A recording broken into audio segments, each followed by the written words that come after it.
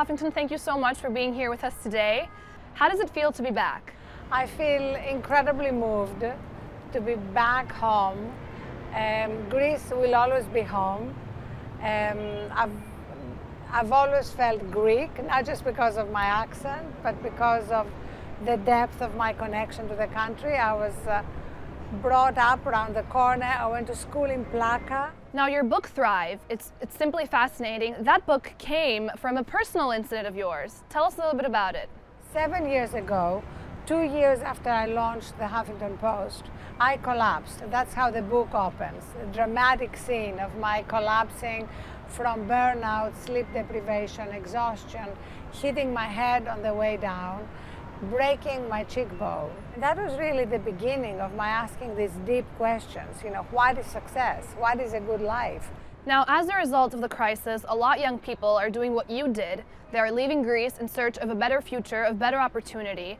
What advice would you give them as they take their next few steps in a new country? Well, first of all, I have some advice for Greek leaders, which is that the austerity measures of the last few years have really led to a tremendous brain drain out of Greece. So my advice for the young people who choose to leave is to recognize that nothing will necessarily be just one straight line of success, that life is full of ups and downs, that there is failure along the way, and the important thing is to enjoy the journey. As Cavafy said in Ithaca, change the channel, darling, you are in charge of the clicker.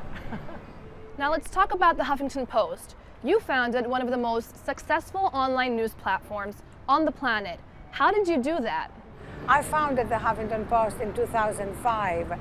There was absolutely no guarantee of success. That was the first step, was believing in the project, despite all the people who didn't believe in the project. What's the one thing you miss most about Greece?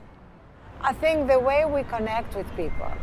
We Greeks can very easily make connections. We can meet somebody like you and I met, and immediately we felt connected. What is your favorite Greek food? Moussaka. What is your favorite Greek island? I love Patmos. What about your favorite Greek tradition? My favorite Greek tradition has to do with the way we bring up children in Greece. The whole idea of it takes a village. In your statements, you seem confident that Greece will overcome the crisis. Why are you so confident? Because, sorry.